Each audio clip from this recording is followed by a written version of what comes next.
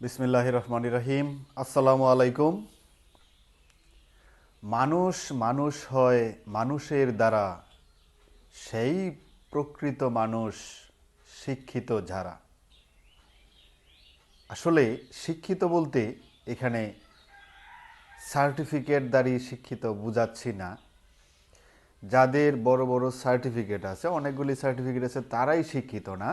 শিক্ষিত তারাই যারা তাদের আচরণিক পরিবর্তনের মাধ্যমে সে যে প্রকৃত মানুষ, তার ভিতরে মানবিকতা, মানবিক গুণাবলী আছে, মনুষ্যত্ব আছে, তা যে সে প্রকাশ করতে পারে। এমন শিক্ষাই আগামী 2022 সাল থেকে আমাদের কারিকুলামে যুক্ত হচ্ছে। নৈতিক শিক্ষা আর হচ্ছে জীবন দক্ষতা ভিত্তিক শিক্ষা, এই দুইটা বিষয়ের উপর গুরুত্ব দিয়ে প্রণীত হচ্ছে নতুন কারিকুলাম, যেটা 2022 সাল থেকে জানুয়ারি থেকে শুরু হবে। তো আমাদের দুই ধরনের শিক্ষা গ্রহণের জন্যই গণিত অত্যন্ত প্রয়োজনীয় একটা বিষয়, যেটা মূল বিষয় হিসেবে থাকবে সব সময়।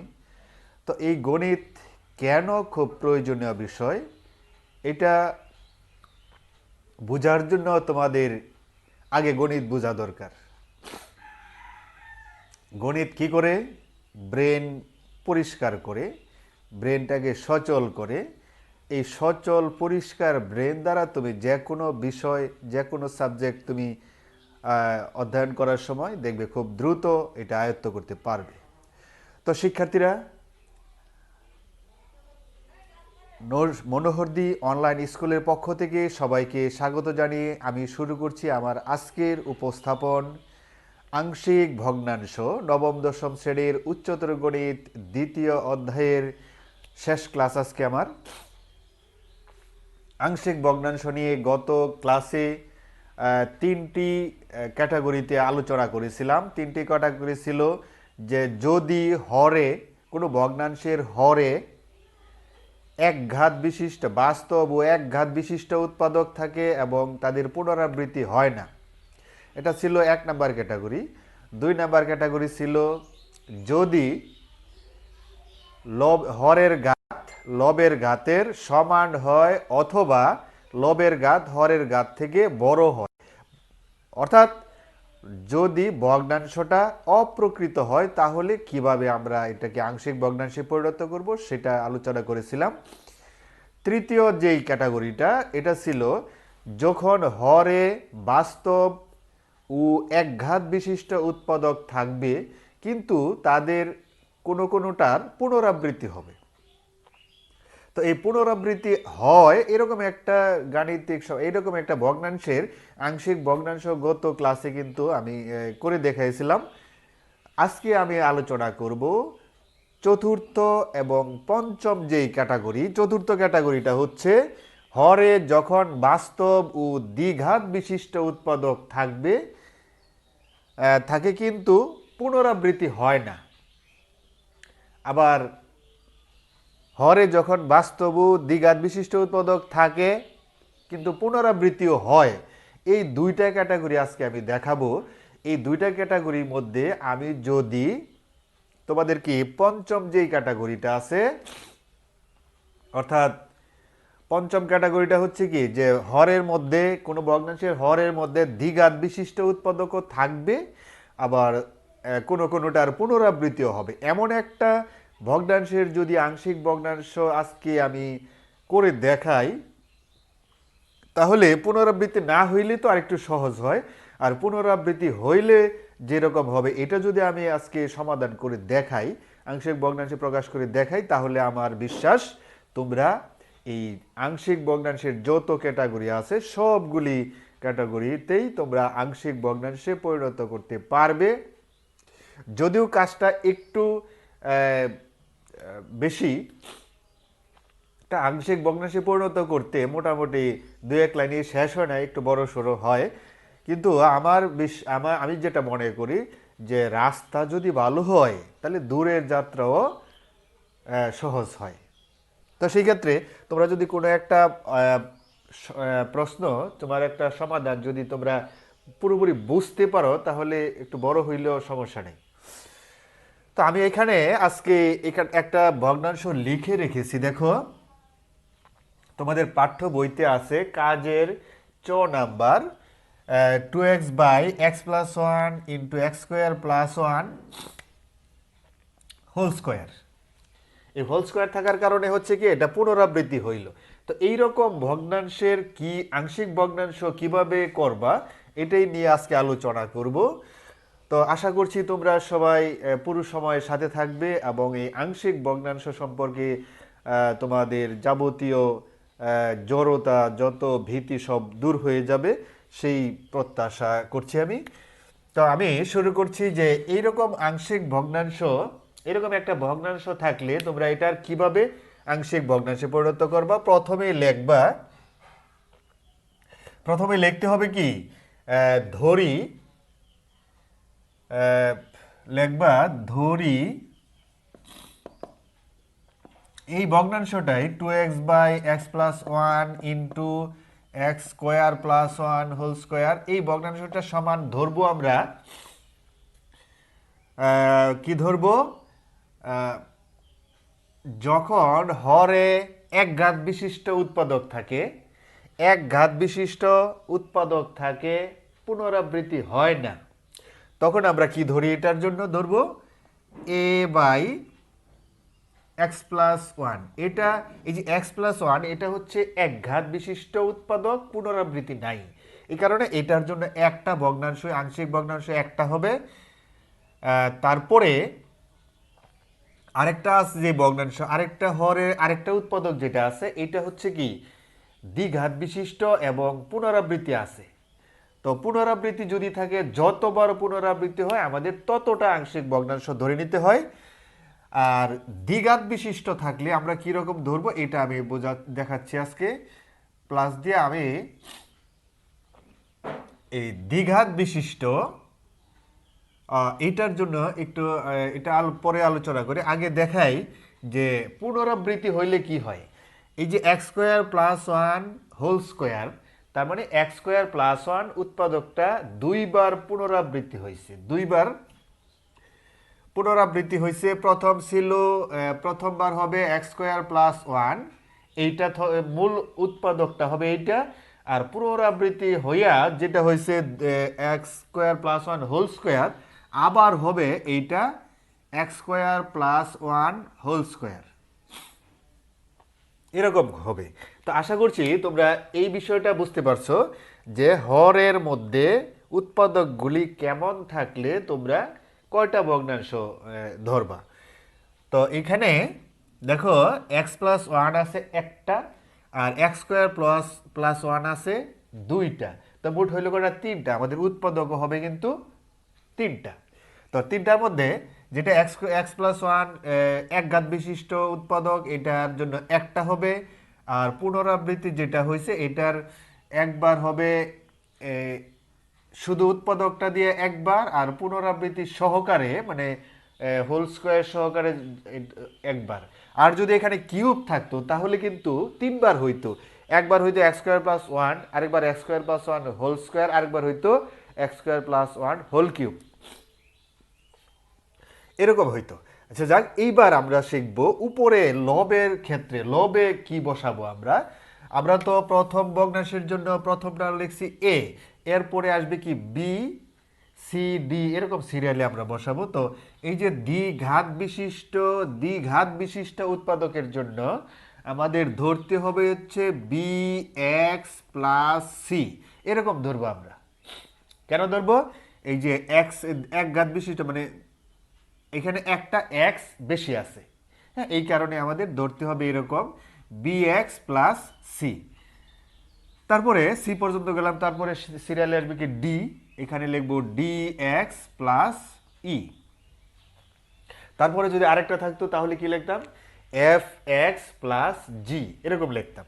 তো এইটা আমরা এই সবসময় এরকম ধরে নেব, এটাকে ধরবো আমরা 1 নং সমীকরণ। এই 1 নং সমীকরণকে সবসময় আমরা কি করব, 1 নং সমীকরণকে উভয় পক্ষকে 1 নং সমীকরণের উভয় পক্ষকে আমরা এই যে বাম পক্ষের যেই হর আছে এই হর দ্বারা গুণ করব। গুণ করলে কি হয়, বাম পক্ষকে এইটুকু দ্বারা গুণ করলে এইটুকু আর এইটুকু কাটা যায়, দূর হয়ে যায়, শুধু উপরের হরটুকু লবটুকু থাকে। তো আমরা এখানে কি লিখব, যে উভয় পক্ষকে কি দ্বারা গুণ করব, এই যে বাম পাশে নিচে যে অংশটুকু আছে এই অংশটুকু দ্বারা x+1 into x² + 1 whole square দ্বারা গুণ করে পাই। গুণ করে দেখো কি পাওয়া যাবে, এই বাম পাশে যদি এটা দ্বারা গুণ করি তাহলে থাকবে শুধু 2x। তোমরা এখানে গুণাকারে লিখে দেখতে পারো, গুণাকারে যদি লিখি তাহলে কাটা যাবে, থাকবে 2x সমান ডান পাশে কি থাকবে, দেখো প্রত্যেকটা ভগ্নাংশের সাথে তুমি গুণাকারে এই অংশটুকু বসিয়ে দেখতে পারো, মনে মনে বসিয়ে দেখো যে এই ভগ্নাংশের সাথে যদি এখানে গুণাকারে এই অংশটুকু থাকে তাহলে x+1 কাটা যাবে, থাকবে হচ্ছে x² + 1 হোল স্কোয়ার, মানে এ থাকবে সাথে, এর সাথে গুণাকারে থাকবে x² + 1 হোল স্কোয়ার। তারপরে দেখো উপরে আছে কি bx + c, এটার সাথে এখানে যদি আমি এই অংশটুকু গুণাকারে লিখি তাহলে এই x+1 তো কাটা যাবে না, x² + 1 আছে এখানে দুইবার, কিন্তু একটা থাকার কারণে একটা কাটা যাবে আর একটা থাকবে এখানে, তাহলে bx + c এইটার সাথে গুণাকারে থাকবে x+1 ইন্টু x² + 1, এই অংশটুকু থাকবে। তারপরে এইটার সাথে যদি আমি গুণাকারে যদি এই অংশটুকু লিখি তাহলে x² + 1 হোল স্কোয়ার কাটা যাবে, শুধু x+1 থাকবে, এই dx + e এর সাথে থাকবে হচ্ছে কি x+1। তো এইটাকে ধরবো আমরা 2 নং সমীকরণ। আমরা সব সময় এইভাবে যেই লাইনটা প্রথমে ধরবো এটাকে ধরবো 1 নং সমীকরণ। তো উভয় পক্ষকে বাম পাশের হর দ্বারা গুণ করে যে লাইনটা পাবো, যে সমীকরণটা পাবো, এটাকে ধরবো 2 নং সমীকরণ।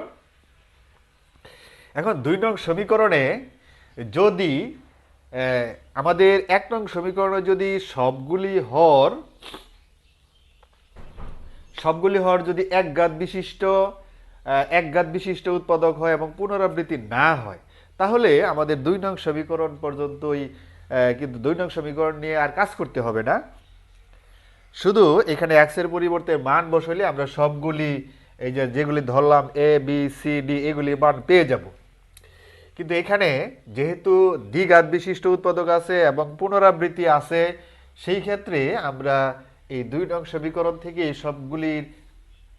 সবগুলি রাশির মান আমরা পাবো না। সেই ক্ষেত্রে আমরা কি করব, এই 2 নং সমীকরণ তো আছেই, এটা ডান পক্ষের সবগুলি গুণের কাজ শেষ করে আমরা ব্র্যাকেটগুলি উঠিয়ে দেব। তো তার জন্য কি করতে হবে, আমাদের বাঁ দিয়ে কাজ করতে হবে, বাম পক্ষের 2x আছে আর ডান পাশে আমরা গুণ করে ব্র্যাকেটগুলি উঠিয়ে দেব। তার জন্য এই দেখো যে a ইন্টু x² + 1 হোল স্কোয়ারের সূত্রটা আগে করতে হবে, সূত্র আগে লিখতে হবে। তার জন্য আমাদের দেখো এখানে কি হবে, সূত্র লিখলে a + b হোল স্কোয়ারের সূত্র যদি লিখি আমি, a স্কোয়ার বলতে x² হোল স্কোয়ার, তখন কি হবে x⁴ প্লাস এখানে হবে 2x² + 1। তোমরা যদি এভাবে না বুঝো তাহলে আরেকটা জায়গায় রাফ করে দেখে নেবে যে সূত্রটা ভাঙলে কত হয়। তারপরে এখানে দেখো 3টা উৎপাদক একসাথে, তো আমরা প্রথমে যে কোনো 2টা উৎপাদক একসাথে গুণ করব। ধরো এই প্রথম 2টা গুণ করলাম, bx দ্বারা x কে গুণ করলে কি হবে bx², তারপরে bx দ্বারা 1 কে গুণ করলে হবে কি প্লাস bx, আর তারপর c দ্বারা যদি x কে গুণ করি কি হবে প্লাস cx, প্লাস c দ্বারা 1 কে গুণ করলে c। এইটুকু হলো প্রথম 2টার গুণফল, সাথে থাকলো x² + 1 প্লাস এইখানে আমরা 2টা গুণ করে ফেলতে পারি একসাথে, dx দ্বারা x কে গুণ করলে কি হবে dx² প্লাস dx দ্বারা 1 কে গুণ করলে dx, তারপরে প্লাস e দ্বারা x কে গুণ করলে হবে ex প্লাস e দ্বারা 1 কে গুণ করলে হবে e। আমাদের ভগ্নাংশ রয়ে গেছে এই প্রথম দুইটা পদে। এই ভগ্নাংশ দূর করব আমরা, তার জন্য কি করতে হবে, এ দ্বারা সবগুলিকে গুণ করব, হবে কি a x to the power 4 plus 2a x² plus a plus এখানে যদি আমি বি এক্স স্কোয়ার দ্বারা এই দুটাকে গুণ করি কি হবে, বি এক্স কিউব, না বি এক্স স্কোয়ার আর এক্স স্কোয়ার গুণ করলে হবে কি B x to the power 4 plus হবে বি এক্স স্কোয়ার আর 1 গুণ করলে হবে বি এক্স স্কোয়ার। তারপরে গুণ করব বি এক্স দ্বারা, বি এক্স দ্বারা এক্স স্কোয়ারকে গুণ করলে হবে B x cube, b x দ্বারা 1 কে গুণ করলে হবে বি এক্স, তারপরে সি এক্স দ্বারা গুণ করব, গুণ করলে হবে কি c x cube plus c x, তারপর সি দ্বারা গুণ করলে হবে কি c x square plus c. তারপরে যে অংশটুকু আছে এটুকু লিখব d x square plus d x plus ই এক্স প্লাস ই। আমরা এটাকে আর আর লিখতে চাই না, এই লাইনটাকে আমরা ধরব 3 নং সমীকরণ। এখন আমাদের উদ্দেশ্য হলো, আমাদের উদ্দেশ্য থাকবে A B C D E এই রাশিগুলির মান নির্ণয় করা, এই প্রতীকগুলির মান নির্ণয় করা আমাদের উদ্দেশ্য। তার জন্য আমরা যে টেকনিকগুলি ইউজ করতে পারি এখানে, যদি আমাদের এই 2 নং সমীকরণে কোনো একঘাত বিশিষ্ট উৎপাদক থাকে, সেই ক্ষেত্রে এই একঘাত বিশিষ্ট উৎপাদকে আমরা দেখব কত এক্স এর পরিবর্তে কত বসাইলে এই উৎপাদকটার মান 0 হবে। ধরো এখানে একঘাত বিশিষ্ট, এটা হচ্ছে দ্বিঘাত বিশিষ্ট, এখানে এক্স এর পরিবর্তে তুমি যতই বসাও, এক্স এর পরিবর্তে যতই বসাও এই উৎপাদকটার মান কিন্তু 0 হবে না। তো এই যে এক্স প্লাস 1, এখানে দেখো এক্স এর পরিবর্তে যদি আমি -1 বসাই, এক্স এর পরিবর্তে -1 বসালে কি হবে, -1 প্লাস 1 মিলে 0 হবে।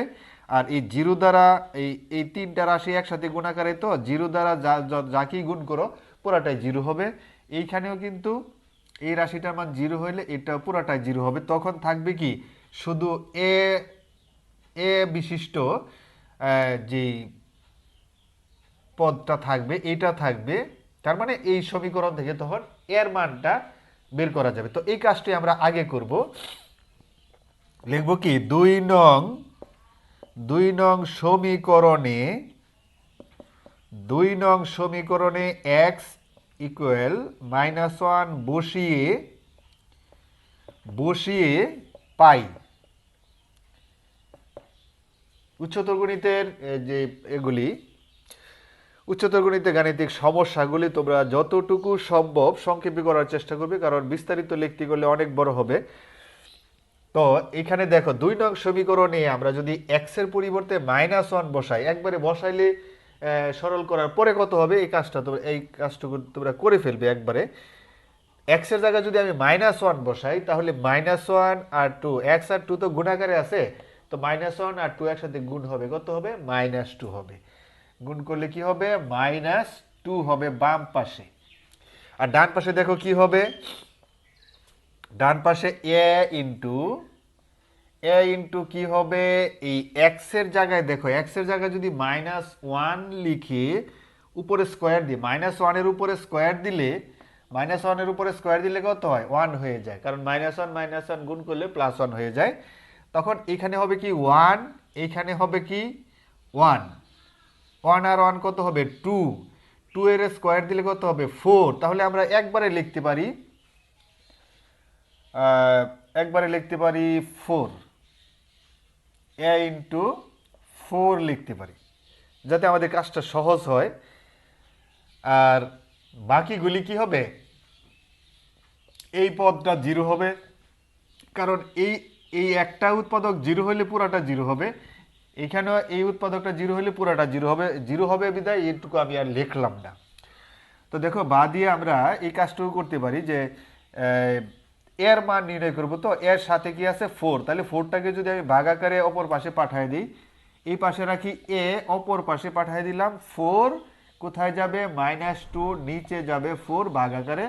তখন এটা কাটাকাটি করলে কি হবে, নিচে 2 হবে উপরে 1 হবে, তাহলে মাইনাস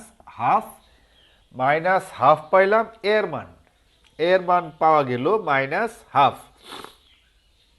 তো এইবার আমরা কি করব, শুধু এর মান তো পাইলাম, তাহলে তারপরে বি সি ডি ই এগুলির মান নির্ণয় করার জন্য আমাদের এর মানে 2 নং সমীকরণে আর এমন কোনো টেকনিক নাই যেটা প্রয়োগ করলে আমরা বাকিগুলির মান পেতে পারি। তার জন্য আমরা কি করব, 3 নং সমীকরণে এবার সহগ সমীকৃত করব। 3 নং সমীকরণে সহগ সমীকৃত করব এবং ধ্রুবপদ সমীকৃত করব। তার জন্য আমাদের কি করতে হবে, ধারাবাহিকভাবে আমরা সর্বোচ্চ ঘাত যত আছে চলকের, সর্বোচ্চ ঘাত আছে কত 4, তারপরে 3 আছে, 2 আছে, 1 আছে, আর যেটা আমাদের চলকের ঘাত 0, এটা হচ্ছে কি ধ্রুবপদ। তো সবগুলির আমরা সহগ সমীকৃত করব। তো সহগ সমীকৃত করার জন্য আমরা একসাথেই লিখব বিষয়গুলি, যে 3 নং সমীকরণ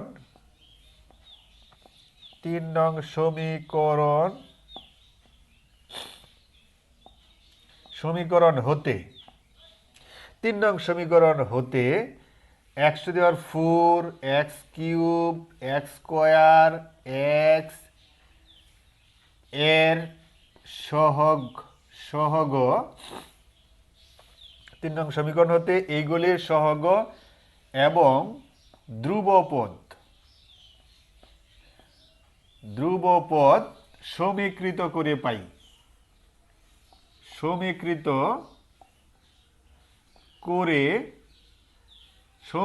করে পাই। তো এই যে সমীকৃত করা, এই বিষয়টা বুঝলে আসলে খুবই ইন্টারেস্টিং, না বুঝলে তো কঠিনই লাগবে। তো এটা বোঝাটাও সহজ দেখবা।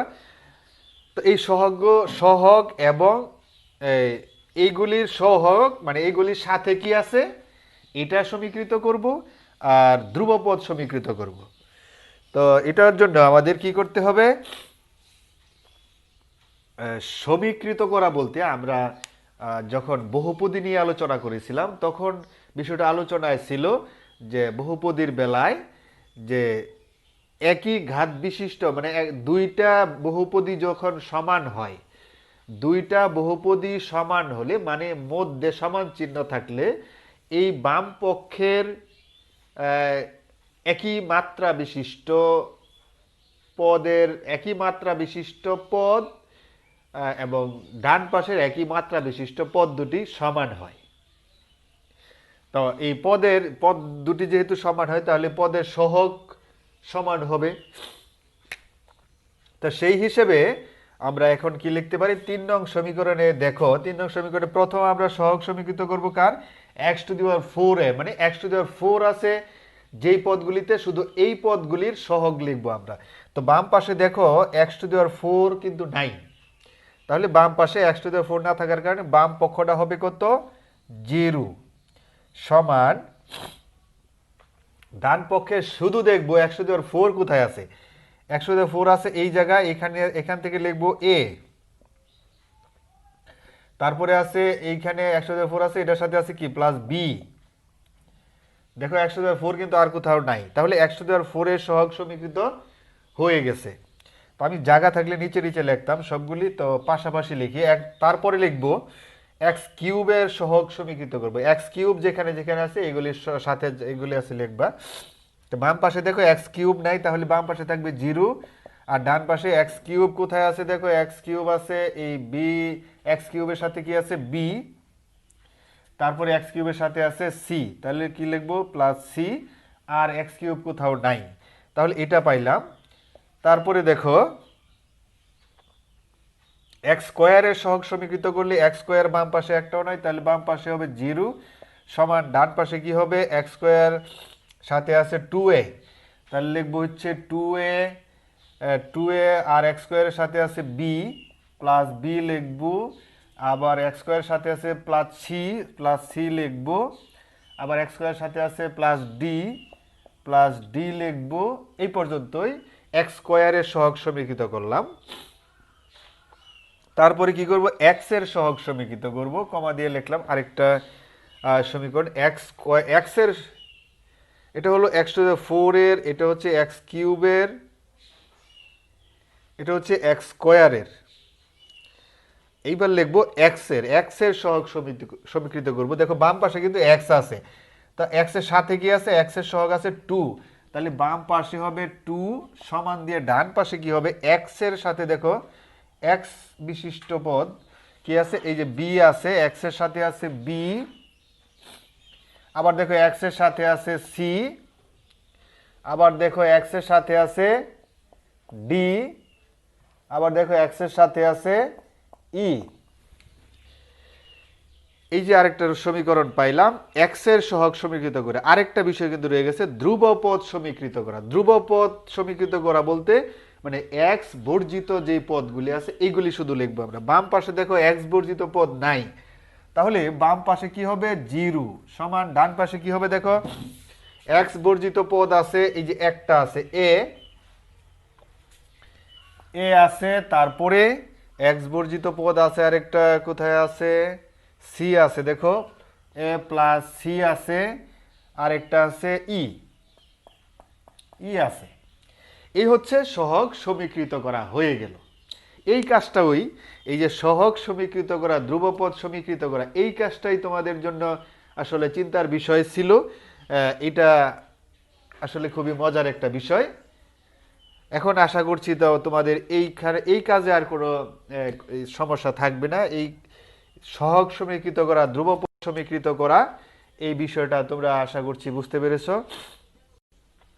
তো এই টেকনিকটা ইউজ করে তোমরা এবার বাকি যেই অক্ষরগুলি আছে এর মান তো পাইলাম 2 নং সমীকরণে এক্স এর মান বসাইয়া, এইবার বাকি অক্ষরগুলির মান তোমরা খুব সহজে বের করতে পারো যে কোনটার মধ্যে। তোমরা দেখো আমরা যদি এই সমীকরণে আমরা অবশ্য নিচে নিচে যদি লিখতাম তাহলে এইগুলিকেও নাম্বারিং করতে পারতাম। এটা দিতাম 4 নং, এটা 5 নং, এটা 6 নং, এটা 7 নং, এটা 8 নং, তাহলে নাম্বারিং করলে আমরা এই সমীকরণগুলির কথা লিখতে সহজ হতো।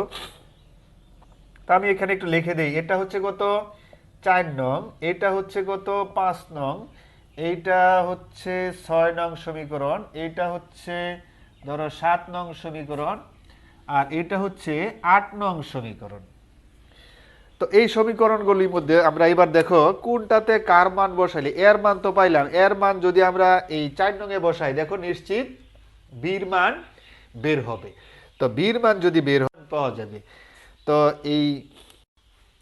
এবার এর মান, বির মান, সির মান যদি আমরা 6 নং এ বসাই তাহলে কি ডির মান পাওয়া যাবে। তো ডির মান, বির মান, সির মান, ইর মান, বি সি ডির মান যদি বসাই 7 নং এ তাহলে পাওয়া যাবে কি ইর মান। তাহলে এই ক্ষেত্রে আর 8 নং এর দরকার নাই। তা দরকার আছে কি নাই এটা তো আমরা আগে জানতাম না। তোমরা এরকম সবগুলি সমীকৃত করে ফেলবে, তারপরে যেগুলির সাহায্যে আমরা বাকিগুলি মান নির্ণয় করতে পারি এগুলি করব। এখন আমাদের উপর থেকে একটু লিখতে হবে। উপরে আমি 1 নং সমীকরণটা রাখতে চাচ্ছি, 1 নং সমীকরণ থাকবে আর বাকিগুলি আমরা একটু মুছে দিই।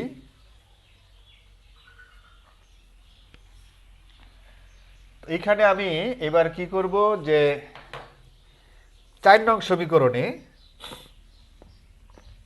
4 নং সমীকরণে 4 নং সমীকরণে 4 নং সমীকরণে কার মান বসাবো, 4 নং সমীকরণে বসাবো হচ্ছে এর মান। 4 নং সমীকরণে এ এর মান বসিয়ে পাই। 4 নং সমীকরণে এর মান বসায় কি পাইব, 4 নং সমীকরণে যদি এর মানটা মাইনাস হাফ বসায় দিই, আমি একবারে কাজটা করতে চাচ্ছি যে 4 নং সমীকরণে যদি এর মান বসাই দেখো মাইনাস হাফ, আর এই মাইনাস হাফটা যদি বাম পাশে নিয়ে আসি তাহলে কি হবে প্লাস হাফ, তার মানে বি সমান হবে প্লাস হাফ। তাহলে আমি একবারে লিখে দিচ্ছি বি সমান হবে কি প্লাস হাফ, প্লাস থাকলে তো আর দেওয়া লাগে না, বির মান হইল হাফ। তো এই বির মানটা যদি এবার সি 5 নং-এ বসাই, যে 5 নং সমীকরণে বি এর মান বসিয়ে পাই, 5 নং সমীকরণে বির মান যখন বসাবো হাফ, তখন বির মানটা বাম পাশে নিয়ে গেলে কত হবে? -হাফ। তার মানে সি সমান হবে -হাফ। সি সমান হবে -হাফ। এইবার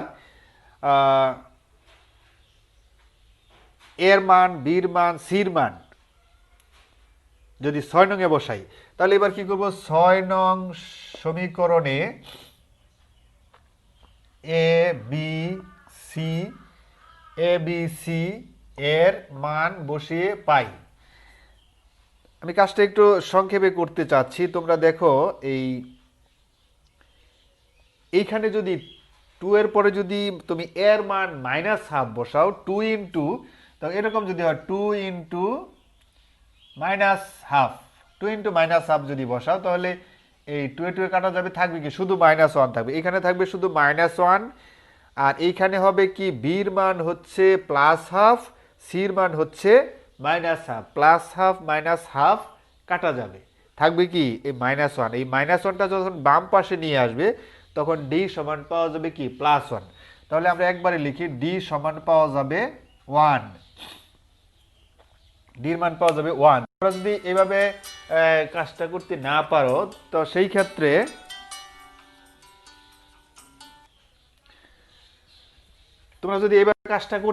তাহলে সেই ক্ষেত্রে কি করবে? একটু রাফ করে দেখবে অন্য জায়গায়। তো আমাদের কি হইলো? বির মান, সির মান, ডির মান বের হইলো, রয়েছে শুধু ইর মান। ইর মানটা আমরা 7 নং থেকেও বের করতে পারি, 8 নং থেকেও বের করতে পারি। আমার তো মনে হয় যে 8 নং থেকে বের করাটা সহজ হবে। এবার লিখবো আমরা কি? 8 নং সমীকরণে কার মান বসাবো? এ আর হচ্ছে সি এর মান বসিয়ে পাই। এর মান হচ্ছে কত? -হাফ। সির মান হচ্ছে কত? -হাফ। তো -হাফ -হাফ মিলে কত হবে? -হাফ দুইটা যদি আমরা, দুইটা যেহেতু এক জাতের চিহ্ন, তাহলে কি হবে? -2 লসাগু করলে -1 মিলে কত হবে? -2, উপরে নিচে 2 কাটলে কত হবে? -1 হবে। মোট কথা এখানে হবে কি? -1। তাহলে -1টা যদি আবার -1টা যদি বাম পাশে নিয়ে আসি, তাহলে ই সমান কত হবে?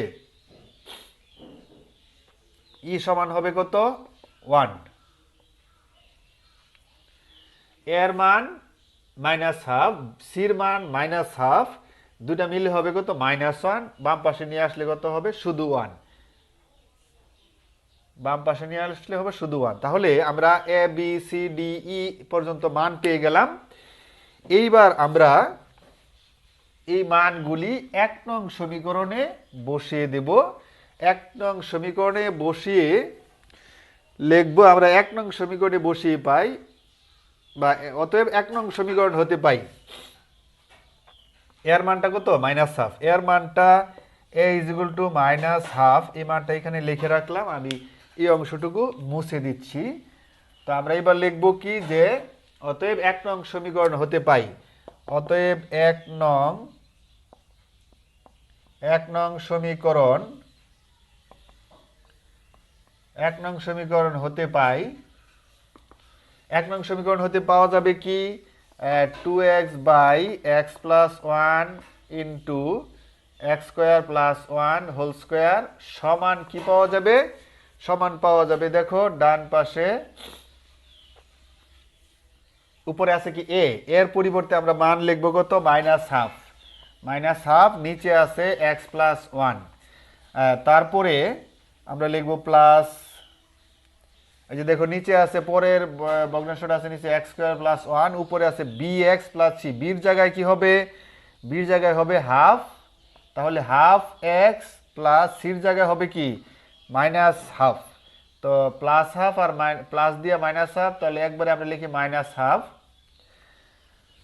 তারপরের ভগ্নাংশটা হবে, নিচে হলো x² + 1 হোল স্কয়ার, আর উপরে হবে ডি জায়গায় হবে 1, ইর জায়গায় হবে 1, তাহলে x + 1 হবে। তো যেহেতু উপরে ভগ্নাংশ রয়ে গেছে, এটার জন্য আমাদের আরেকটু কাজ করতে হবে। উপরে ভগ্নাংশ থাকলে আমরা সরাসরি এটা আগে নিয়ে আসতে পারি। মাইনাস তিনতলা ভগ্নাংশ, তো এটাকে যদি আমরা দুতলা করি তাহলে কি হবে, নিচের হরটা শুধু নিচেরটার সাথে গুণাকারে লিখলেই হবে আমাদের। উপরে থাকবে 1, নিচে থাকবে 2 ইন্টু এক্স প্লাস 1। আর এইখানে কি হবে, এইখানে হবে হচ্ছে এক্স স্কোয়ার প্লাস 1। উপরে যদি আমি লসাগু করি, লসাগু করলে কত হবে দেখো, 2 হবে লসাগু, 2 হবে লসাগু, আর উপরে হবে কত, এক্স মাইনাস 1 প্লাস এইখানে যা আছে তাই x plus 1 x square plus 1 whole square. এটার জন্য আমরা আরেকটা লাইন লিখতে পারি। আর যেহেতু এই প্রথম ভগ্নাংশের আগে মাইনাস, এটা আমরা একটু পরে লিখি। তো শেষের ভগ্নাংশটা আগে লিখি, এক্স প্লাস 1 বাই হচ্ছে x square plus 1 whole square. তারপরে লিখি পরেরটা, বা এটাও লিখতে পারি। পরে ভগ্নাংশটা যদি লিখি, এটা যদি লিখি তাহলে কি হবে, উপরে হবে এক্স মাইনাস 1 আর নিচে হবে 2 ইন্টু এক্স স্কোয়ার প্লাস 1। তারপরে লিখবো একবারে প্রথম ভগ্নাংশটা 1/2 ইন্টু এক্স প্লাস 1। এই হচ্ছে আমাদের আজকের এই ভগ্নাংশের আংশিক ভগ্নাংশিত রূপ। তো শিক্ষার্থী বন্ধুরা, আজকে আমার আলোচনার বিষয় ছিল এইটুকুই। আমি আশা করছি আজকের আলোচনা থেকে আংশিক ভগ্নাংশ সম্পর্কে তোমাদের পরিপূর্ণ ধারণা লাভ করেছো। তো পরবর্তী ক্লাসে আমার সাথে যুক্ত থাকবে সেই প্রত্যাশায় আজকে এখানেই শেষ করলাম।